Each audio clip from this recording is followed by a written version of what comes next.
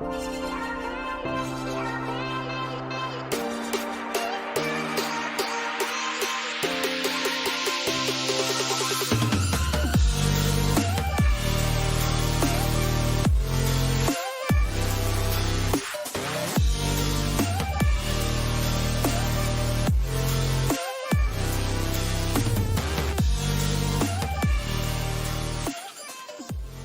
Reverend Ogun. Welcome back. Thank you. Thank you for having me back. And thank you for all of you who are being here to share this time and space with me. I don't think we need the wonderful welcome screen with my beautiful face. You can actually, we got me in real time here. So if you want to pull that, there we go. All right. Now I can also see the vast majority of you as well. I am looking forward to our discussion time afterwards. I'm curious to hear about maybe your experiences this week as you, to whatever extent you may have digested what I shared last week. I had an interesting week myself, and my week was a little bit of an emotional roller coaster. Many of you are familiar with my background, my journey with grief. In 2015, my wife died of cancer. And since then, I've lost 6 other people who've been fairly close to me. So it's been a journey. And I'm very familiar with how that journey looks in my own life. And for those of you on this call, I'm sure there are many of you who've lost people close to you as well.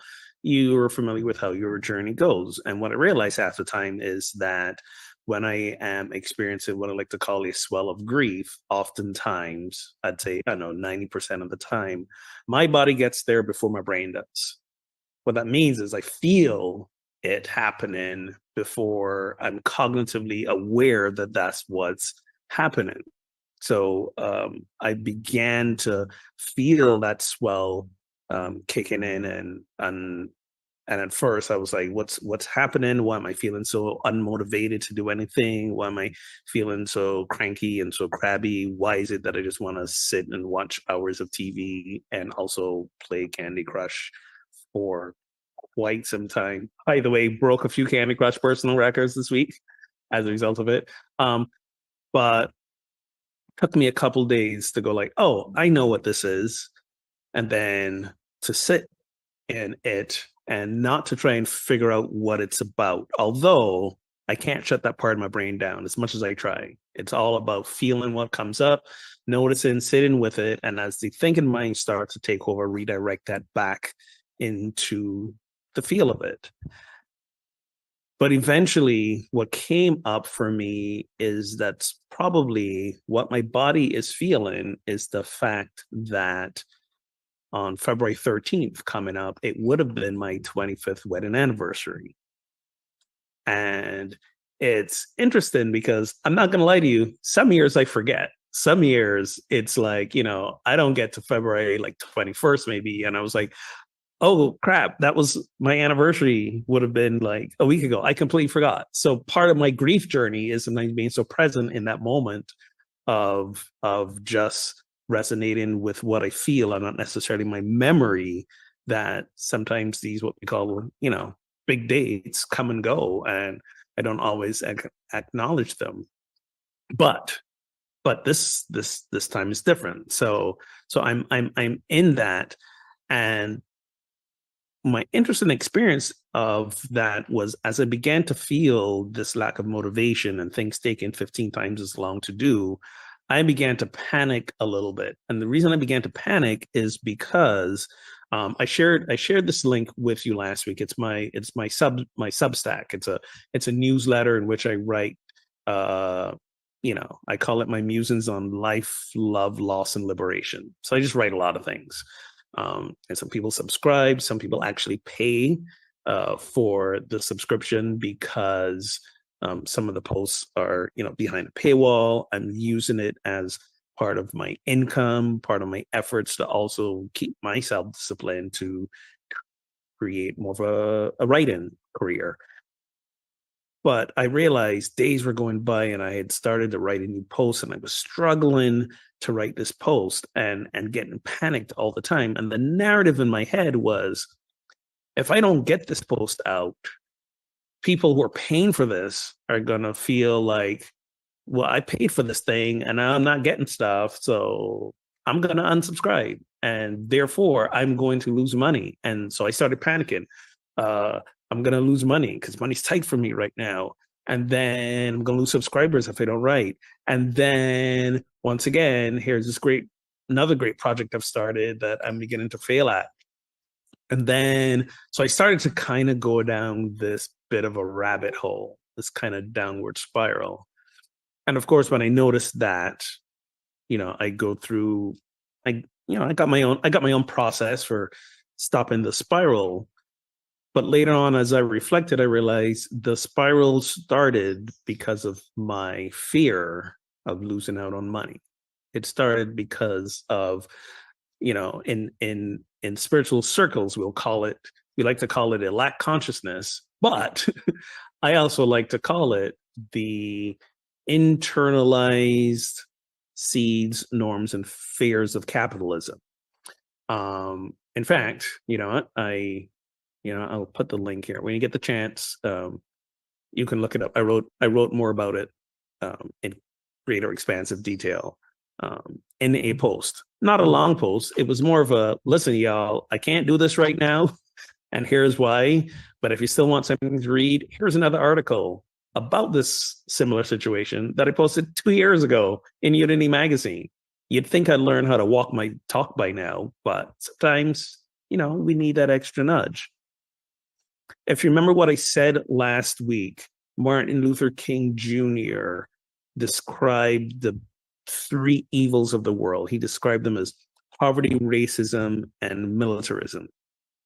And I said, I 100% agree. I prefer to use Bell Hooks terminology. Bell Hooks, an amazing feminist writer. If you've never read her, please go read all her works. But she speaks about capitalism, white supremacy, and patriarchy.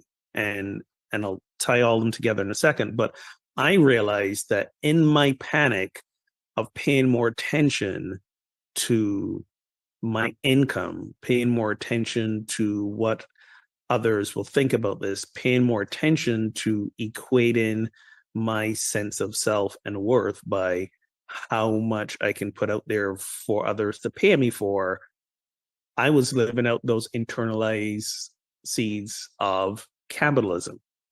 This is what leads to poverty. So when King talks about poverty, I think he's really talking about capitalism and how poverty / capitalism shows up today in many different ways. Things like yes, homelessness and unemployment, but even things like infant mortality and what else? Malnutrition, illiteracy. All these things are the unfortunate side effects of capitalism. And because of our interconnectedness, even though some of us are in much better financial places than others, not super rich, not even a little rich, but still better off financially, we've got a good job, or we've worked hard and planned for retirement and enjoying a good retirement, all those things. Because of our interconnectedness, there's nothing that happens to any person or group of people on this planet that we don't also feel some brunt or something of. It affects us in different ways, whether it's on a consciousness level or on a level in which, economic policy is determined that affects us as well. There's no getting away with it. This is that, it's that idea that we read in the scriptures, when Jesus said, when you do this to the least of these, you do it to me as well. This is what that scripture, I think, is referring to, the fact that we are all so interconnected that one group of people cannot be exploited, hurt, marginalized without it affecting our entire sense of how we live, our entire systems of living, our sense of beingness. Same thing goes for white supremacy. King talked about racism. White supremacy, I think, is a little more far-reaching, and we see it. We see it in a lot of different ways. Yes, we see it in racism and its cousins, anti-Semitism and Islamophobia. We see it in when we have people living under apartheid-type systems. We saw it in South Africa. We're seeing it in Gaza again. We're seeing it in places in China. We see it. And King said something really interesting. He said, racism is a philosophy based on a contempt for life. Based on a contempt for life. Now, we know life is one of our 12 powers. So there's this spiritual / consciousness idea of the divine idea of life. But in our physical manifestation of life, right, we see the flora and fauna of the planet. We see the planet itself. And because of this disdain for life, this contempt for life, we do harm to other people. We do harm to the planet. And none of us on this call are sitting down going like, I hate life, or I hate the planet, or really, do we need more trees? Like, none of us are sitting here saying that. However, we are all complicit in systems of existence that put a strain on the planet. And that's not easy to reconcile. Okay, it really isn't. And, I'll give you an example. I may have shared this last week again, thanks to technology. I am able to sit in Barbados and do this talk with you live. I am so grateful for that. I'm very grateful. I didn't have to get on a plane and go to winter Canada to come talk in front of you. Okay, so this is wonderful. And what's also true is is the actual mechanics that allow this technology to happen. Every computer that's sitting in front of you is composed of, special metals and rare metals that have to be dug up and excavated. And a lot of those exist in very poor African nations that are going through all types of wars and struggles, and people not being compensated what they're worth, and truly next to slave labor, if not in some places actual slave labor and child labor. So they're all come at a cost. So that's, we got elements of capitalism and white supremacy raised, all mixed into that. And part of King's work last week, when he talked about the principles of nonviolence, part of that work is, how do we begin to really hold every one of us accountable for our part, but then also, how do we begin to examine, how did we get here, and what do we need to do to make things just a lot more equitable? Just throwing our computers out the window is not a viable option in 2024, because we've built a life that really depends on them: computers, cell phones, technology, TVs, all the things. So yeah, some of us could go off the grid and disconnect ourselves, but that's just addressing us and our complicitness at an individual level. It does nothing to change the collective. I throw my computer out the window now and say I'm done participating in technology that exploits precious metals and the people who find them. That's not going to make any kind of dent at all. It really isn't. So this is something much bigger, and there's no one easy answer. But part of the answer begins with having conversations and dialogues about realizing where we are in this. King also talked about militarism. And I think all militarism, all violence, it's based in patriarchy, and patriarchy is built on a hierarchy of some are better than others. White supremacy to an extent too, but patriarchy really digs into the gender-based superiority, paternalism, being elite, arrogance, and we see that play out in a lot of ways today as well.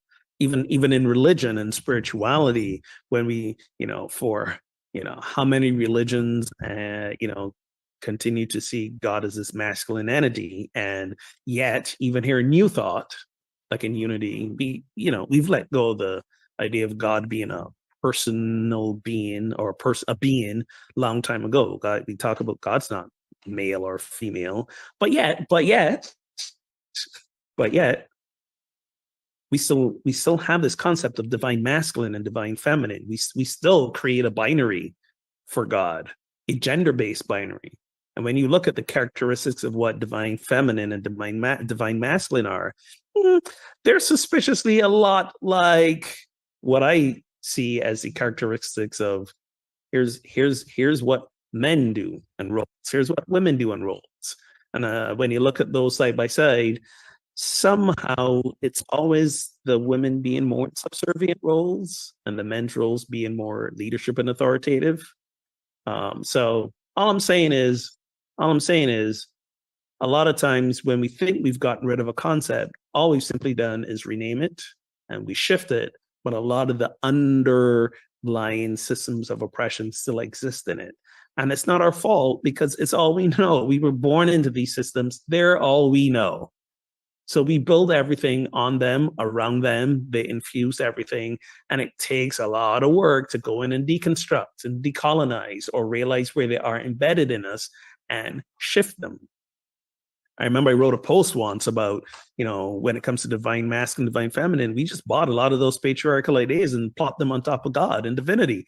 Man, the pushback that I got for that one little post was fascinating.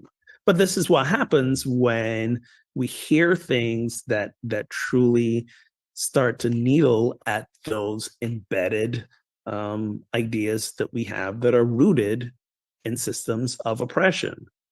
And King's work around nonviolence, both the principles and the steps that I'm going to share today, really allow us to dig into that work first within ourselves and then within our community. It's not easy work. It's not quick work, but it's what we have to do if we ever have a chance of beginning to shift our world into something not based on patriarchy, white supremacy, and capitalism. So this is why I also say this is spiritual work, because we have to transform ourselves, not first, but along the way. And why I say not first, because many of us may sit and go like, you know what, once I'm done my inner work, then I'm jumping in. Or I have more inner work to do, so let me focus primarily on myself, and then, I'll do what I can do on the side. And my invitation to you is to know that we can walk and chew gum at the same time. And a lot of times our inner work is, we won't know where to go in our inner work unless we are working in community with others, unless something happens outside of ourselves to trigger that inner work. So it's a both and, not an either or. So let me jump in with a quick recap of what we did, what we covered last week. And some of you will remember these. We talked about the 6 principles of nonviolence, being a way of life for courageous people, about nonviolence seeking to win friendship and understanding. It's seeking to defeat injustice, not people. It holds that unearned voluntary suffering for a just cause can educate and transform. Nonviolence chooses love instead of hate, and nonviolence believes that universe is on the side of justice.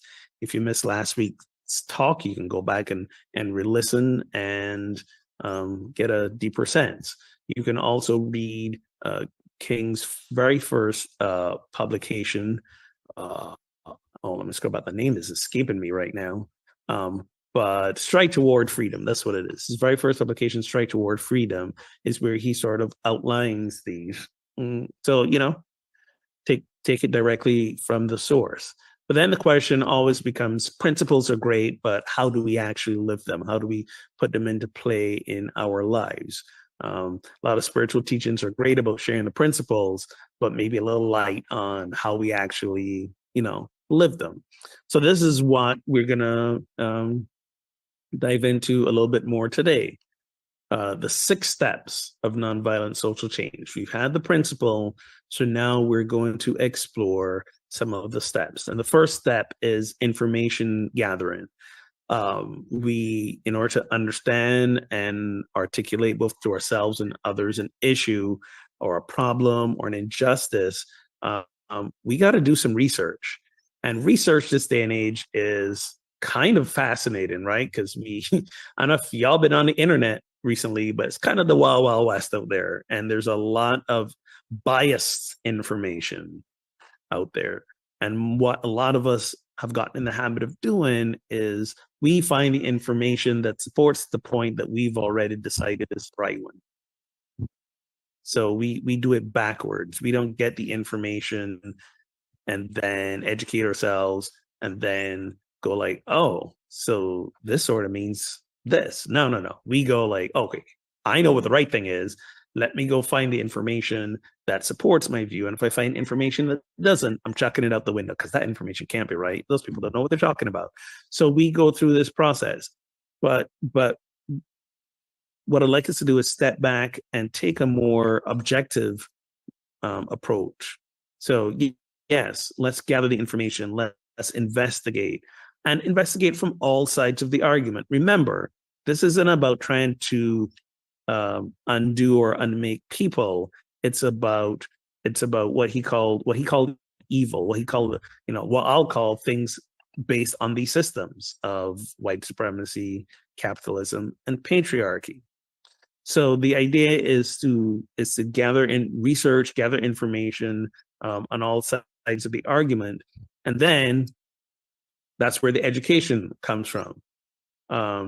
Because when we educate ourselves and after gathering information, it minimizes our misunderstanding of what's going on.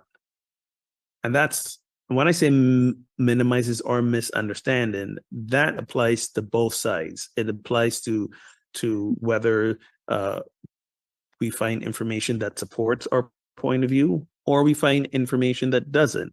It allows us to understand when those people, the ones who don't share our totally correct point of view, it helps us to understand where they are coming from. Because honestly, underneath it all, and this is the hard part for us to remember, underneath it all, there are people who want to feel safe, who want to feel connected, who want to feel loved. Want to feel safe, connected, and loved. I've not met a human being on the planet, regardless of their political or philosophical views, who doesn't want this. How we get to those things, that's where we differ on. So when we can understand that perhaps their and our points of view on how we get to these things differ, then perhaps we can begin to sort of work backwards. And go like, I see where they're coming from. I see how they arrived at that. I may not agree with it. And now I'm informed and educated to perhaps have a substantive discussion with them, or at least with my friends about the issue. Maybe help educate those in my circle who are misinformed.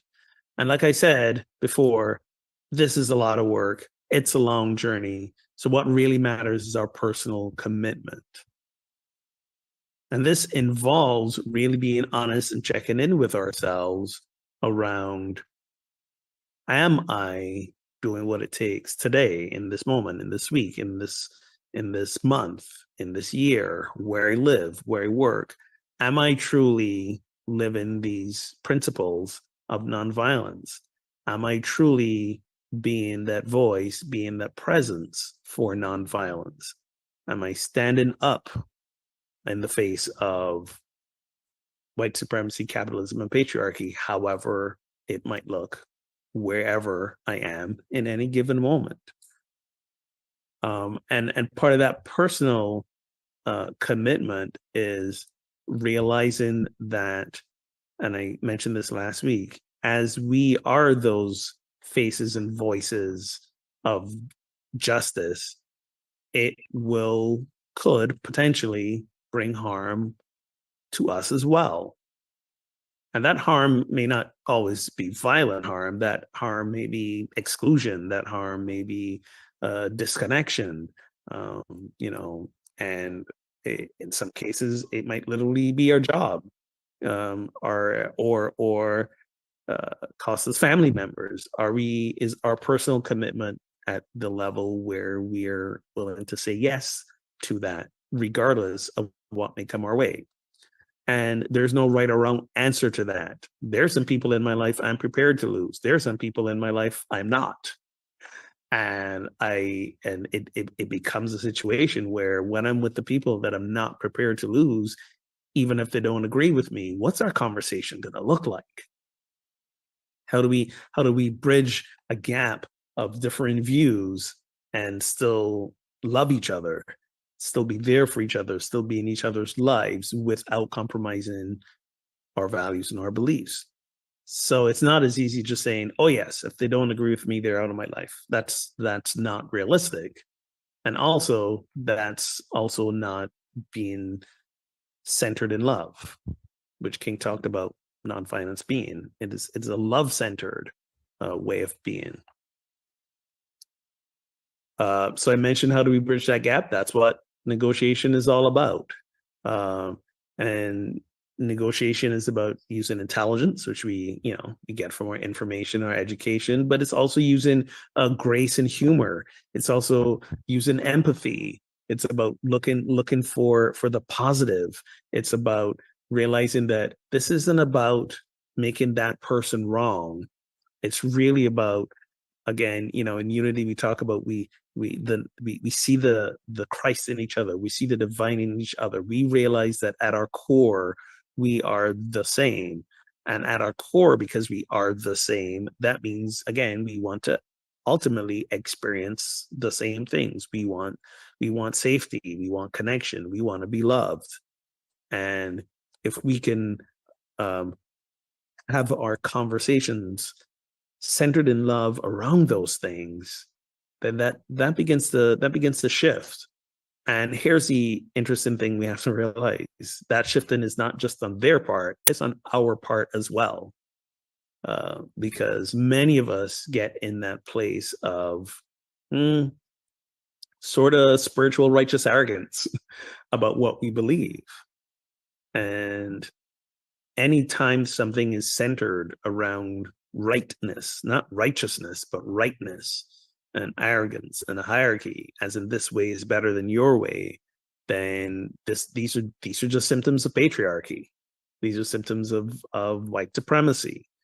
They're embedded in us, even if they're looking good, because of what we value and what we believe. Then we do direct action. Okay, and this is when there's kind of two aspects to this. There's if we're in discussion with someone or interacting with someone, and they don't want to stay in that discussion, they're the ones, or we're the ones, who just walk off and say, I'm right about this. Can't talk with you about this. I'm out of here. So there's that's this is following when there's sort of this kind of impasse. What do we do then? And there are many ways we can be in direct action against systems of oppression, and sometimes in that conflict with other people or other systems, there's a tension. And I like to say that the tension is really where the shifting and the work happens. When you think about food, unless you're eating something that occurs naturally, but even if you do that, there has to be some sort of tension to break the food down. So whether we're cooking the food, stirring, heating, cutting, whatever, or we just chewing the food, in our mouths, there is some tension that has to be applied in order for a shift to happen. And I know that we in New Thought spiritual circles, we don't like a lot of tension. We don't like a lot of discomfort. But that's what has to happen. We have to live in that tension, that creative dissonance within ourselves. Like I mentioned earlier, I love the technology that we have available to ourselves today, and at the same time, I understand that I'm being complicit in what it takes to build this technology, but I don't want to get rid of the technology. I can't. This is how I make my living. So you're saying I'm making my living by being complicit in systems that harm other people? Yes, I am. What do I do about that? That's the tension I'm talking about. there's no easy resolution there. I hope you're not looking to me for answers. There's no easy resolution there, but that tension that we live in, that's how we live in a place that really invites us again into that personal deconstruction, into that decolonization, into that reorganization of our beliefs and our values, and shifting them, and seeing then where we can be in direct action or indirect action, even to begin to shift things. Perhaps the thing that we need to jump into next hasn't been created yet. It definitely hasn't. Perhaps one of us is the one who creates it. I don't know, not individually, but also collectively. But we're not going to get there unless we sit in the tension of it all. And as we do our work towards social change, as we engage in direct action, we also don't have to do it all. Over in Project Sanctus, we tell people a lot, just pick your lane, pick whatever lane you want to do your work in. Okay, your lane might be just like, I have a lot of economic resources, so I'm going to donate to other places. Your lane might be, in my workplace, or in my community, or in my family, we're not having a lot of conversations about these issues. So maybe my lane is just to engage people in the conversation. Perhaps my lane is to start an organization or a nonprofit or something that addresses a specific need in my community right in front of me. You don't got to go global to be effective. There's plenty of things happening right in your own backyard. So whatever lane you feel drawn to, inspired to, whatever the need is there that you believe you can play a part in shifting, that's your lane. So know that it's enough. Often we get overwhelmed by going, there's so much atrocity in the world that this one little thing I'm doing doesn't seem to be making a difference, and we feel hopelessness and despair sets in. I think I shared this last week. Hopelessness is a lie of oppression. Do not believe in it, because everything that we do, every little bit helps. Every little bit helps. I think you're all familiar with the story of the starfish. All the starfish are washed up on the beach, and there's this little boy just throwing them in one by one, and there's like thousands of them. And this man says, "You're never going to get them all. What you're doing is not making a difference." And as he chucks another starfish in, the boy says to the man, "It made a difference to that one." So know that you can't save it all. However, what you can do is a salvation to someone. So find your lane and stick in it. And then this last step, reconciliation. He writes that nonviolence seeks friendship and understanding with those who we might oppose. It's not about defeating the purpose, defeating the person, but it's really directed against, again, the systems and oppressive policies and unjust acts. And the sort of paradox to this is that when we talk about not defeating the person, I'm not necessarily referring to elected officials, because some elected officials who create horrible policies probably should be defeated at the polls. That's where we do any defeat, at the polls. We use the power of our votes in the system of democracy that we have been fortunate to have. It's a flawed system, but it's the one that we have. And perhaps that's again one of those direct action lanes that you can maybe take in. Are the folks in your circle, family, friends, workplace, are they politically engaged? And they might not be, because they're like, it doesn't matter who we vote for, things aren't really shifting. And we know there's a difference when, depending on who is in office in our political leadership, we know that it makes a difference. So perhaps that's your lane. But the idea of reconciliation is coming to a place, hopefully, where we all realize that we're all not just complicit, but also that we're interconnected. And no matter what we do, it affects us all. So can we come together and take steps toward doing less harm to ourselves and each other? Can we take steps closer towards beloved community? We work on this collectively, but we also work on this individually. We have to, like I said, do the deconstruction and decolonizing work within ourselves, create beloved community within ourselves. And what we tend to do in a lot of spiritual spaces often is that we focus so much on our inner work. Our inner work is important. Of course, it begins with that. And let's not get stuck just doing the inner work. Let's shift it into the steps, actionable steps, tangible steps, steps that occur with outside of ourselves that often, as we work on them, allow us to discover more of what's uncomfortable within ourselves and leads us into doing more inner spiritual work, more transformative work. This is sort of like the loop that we're in. Our inner transformation leads to outer transformation, which triggers even more inner transformation, which triggers even more outer transformation. And we're in the spiral of transformation, spiraling upwards. So remember that even though we may be, as my shirt says, children of the same universe, we might be children of the same universe, the concept of oneness, but our experiences are not universal. We may be children of the same universe, but our experiences, our lives here on Earth, in this 5th century realm, are not universal. We know that they're not.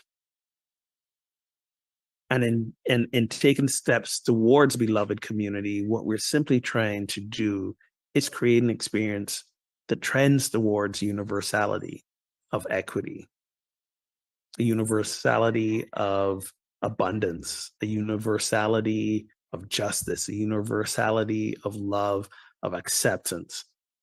These are what beloved community is really all about.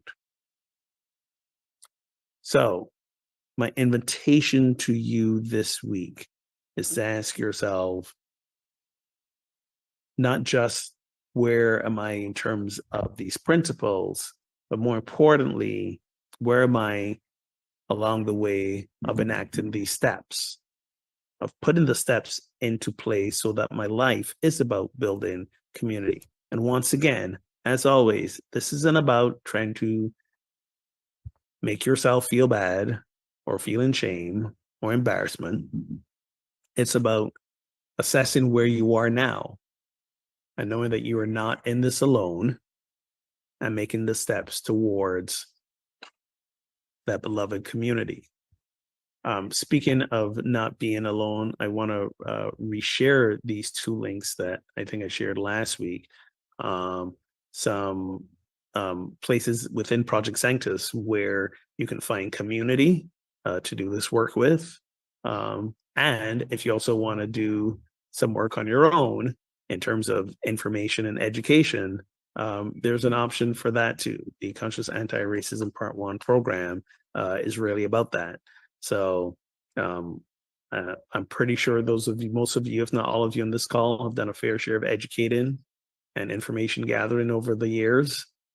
So I trust that you've got a good base. And if you'd like to dig in some more, here's just 2 of a plethora of options out there.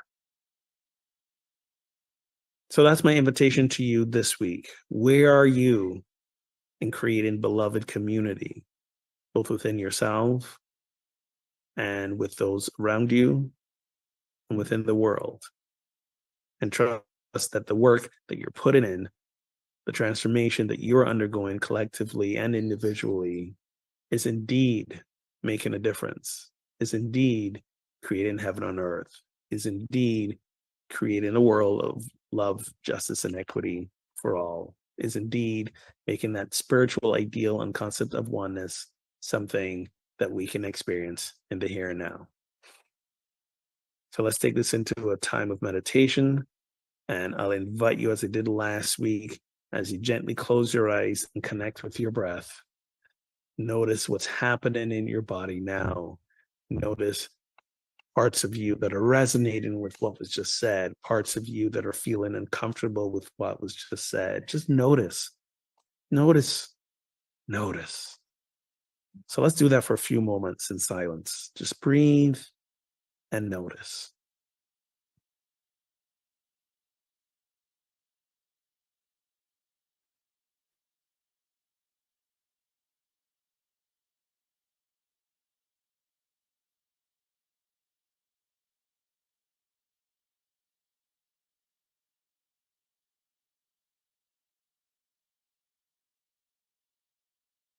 And as you notice any points of discomfort or tension, I invite you to simply breathe a little more into those spaces with gratitude, because the discomfort is simply an invitation into deeper learning, into deeper self-knowledge, into deeper self-acceptance, into deeper self-love.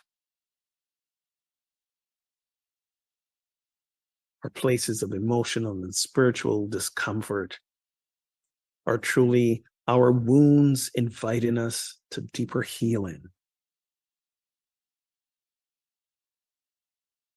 And our deeper healing comes as a result of understanding our unmet need and knowing that at the core of it all, the true need we have is love.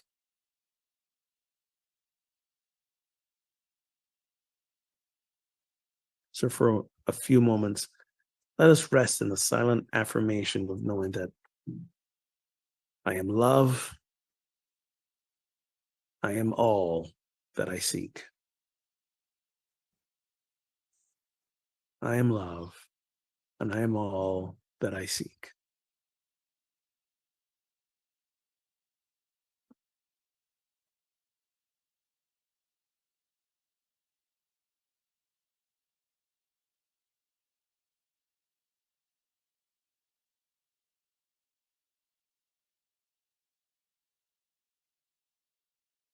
And from that love, we also affirm for each and every one of us, I am transformative justice. I am beloved community. I am transformative justice. I am beloved community.